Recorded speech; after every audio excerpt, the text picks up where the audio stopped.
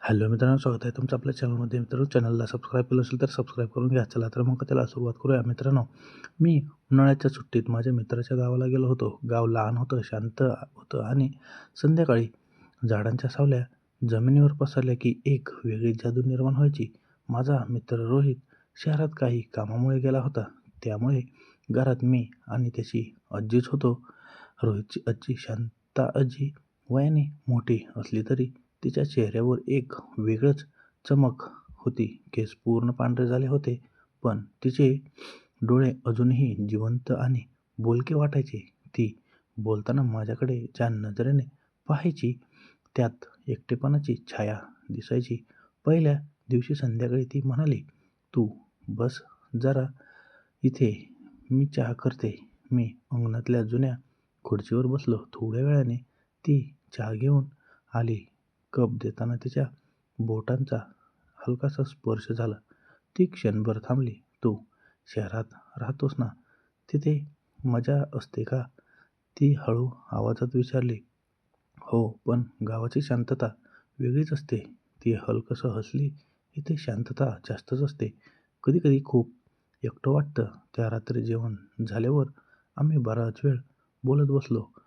तिच्या आयुष्याच्या गोष्टी ऐकताना मला जाणवलं, तिच्या मनात काहीतरी अपूर्ण आहे.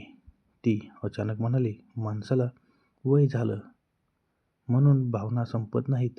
समजलं का?" की मी थोडा गोंधळलो.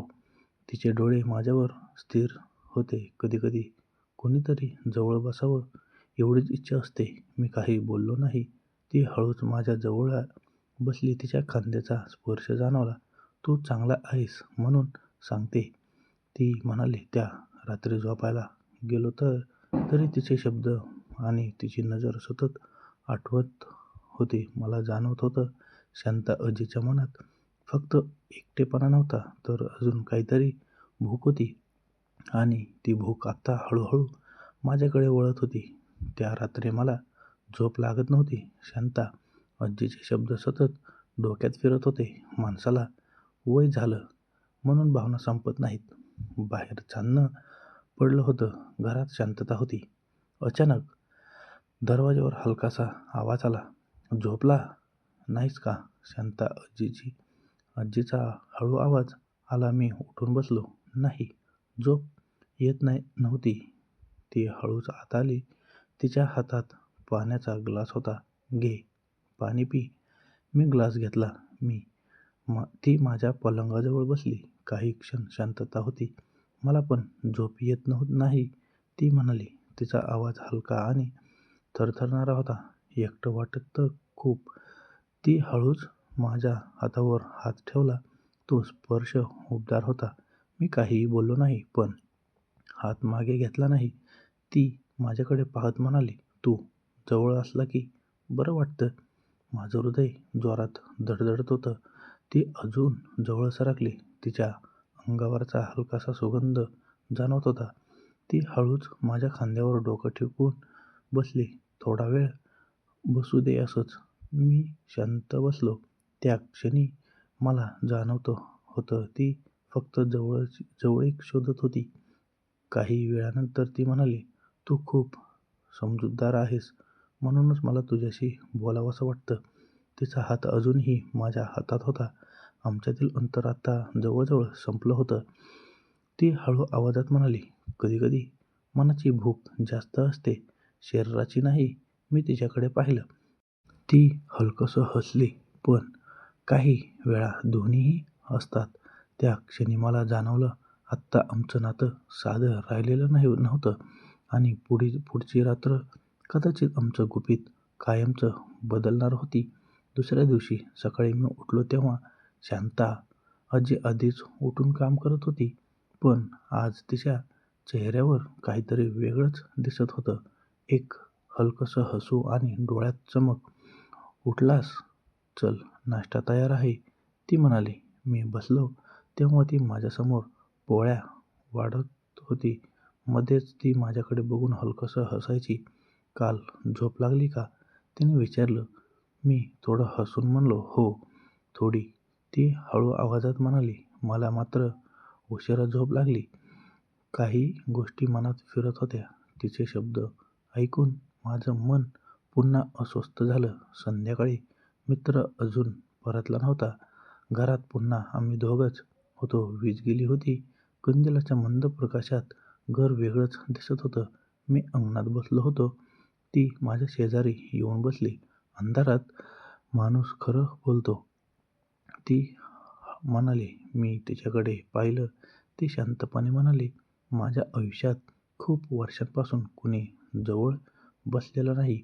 तिचा आवाज थोडा भरून आला होता. मी हलक्या आवाजात म्हणालो, आत्ता मी आहे ना. ती काही क्षण माझ्याकडे पाहत राहिली. मग हळूच माझा हात आपल्या हातात घेतला. तू जवळ आलास की मन शांत होतं. ती थोडी अजून जवळ सरकली. आत्ता आमच्यात फारसं अंतर उरलं नव्हतं. तिचे डोके पुन्हा माझ्या खांद्यावर टेकलं. त्या शांत क्षणी फक्त आमच्या श्वासांचा आवाज ऐकू येत होता. ती हळू आवाजात म्हणाली, हे कुणाला कळायला नको. मी मान हलवली. हे फक्त आपलं गुपित आहे. त्या रात्री आम्ही बराच वेळ तसंच जवळ बसलो. त्या क्षणी मला जाणवलं, शांता आजीची भूक फक्त स्पर्शाची नव्हती, तर आपलेपणाची होती. आणि आत्ता आमचं नातं फक्त ओळखीचं नव्हतं, तर गुपित बनलं होतं. त्या रात्रीनंतर आमच्यात एक वेगळीच शांत नातं तयार झालं होतं. आम्ही काही बोलत नव्हतो, पण एकमेकांना समजत होतो. शांता आजी कधी कधी माझ्याकडे पाहून हलकंसं हसायची आणि माझ्या मनात एक वेगळीच भावना निर्माण व्हायची. त्या संध्याकाळी आम्ही दोघं अंगणात बसलो होतो. आकाशात संध्याकाळचे लालसर रंग पसरले होते. ती म्हणाली, तू इथे आलास तेव्हापासून घरात जीव आला आहे. मी हसून म्हणालो, मलाही इथं बरं वाटतं. ती हळूच म्हणाली, कधी-कधी वाटतं तू अजून काही दिवस थांबावंसं. तेवढ्यात अचानक घराबाहेर आवाज आला. अरे, दरवाजा उघडा. तो रोहितचा आवाज होता. मी आणि शांता आजी दोघेही एकदम दचकून उभे राहिलो. ती पटकन म्हणाली, तो आला दिसतो. मी दरवाजा उघडला. रोहित मोठी बॅग घेऊन आत आला. अरे, अचानक आलो. काम लवकर संपलं. तो हसत म्हणाला. मी स्वतःला शांत दाखवण्याचा प्रयत्न करत होतो.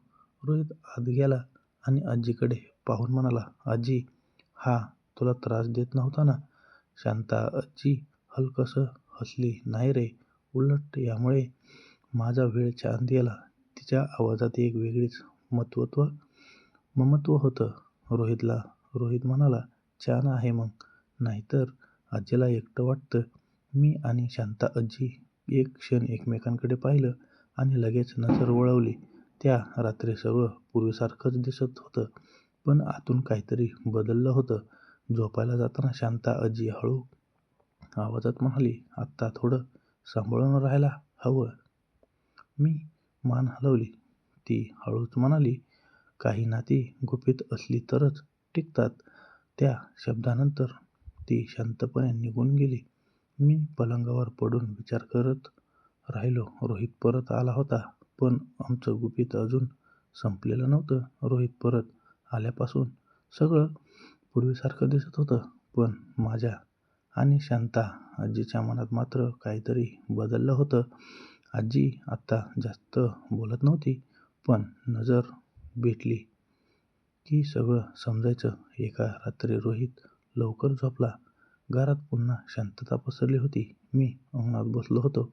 थोड्या वेळाने शांता आजी हळूच बाहेर आली. झोपला नाहीस का अजून? ती हळू आवाजात म्हणाली, नाही, उद्या परत जायचं आहे ना. ती काही क्षण शांत उभी राहिली. मग माझ्या शेजारी येऊन बसली. तू गेल्यावर पुन्हा घर शांत होईल, ती म्हणाली. तिच्या आवाजात हलकी उदासी होती. मी म्हणालो, मी कधी-कधी भेटायला येईल. ती हलकंसं हसली. मला माहीत आहे, पण काही क्षण परत येत नाहीत. तिने हळूच माझा हात हातात घेतला. तो स्पर्श आत्ता ओळखीचा झाला होता. तू मला पुन्हा जिवंत असल्यासारखं वाटायला लावलं. ती म्हणाली. मी तिच्याकडे पाहिलं. तिच्या डोळ्यात पाणी होतं, पण चेहऱ्यावर शांत हसू होतं. ती हळूच माझ्या खांद्यावर डोकं टेकवून बसली. आम्ही बराच वेळ काही न बोलता तसंच बसलो. त्या शांत क्षणी जणू वेळ थांबला होता. थोड्या वेळाने ती उठली आणि म्हणाली, हे सगळं इथंच राहू दे, आठवण म्हणून. मी मान हलवली. हो, आपलं गुपित. ती निघताना हळूच म्हणाली, कधी कधी मनाची भूक फक्त आपलेपणाने भागते.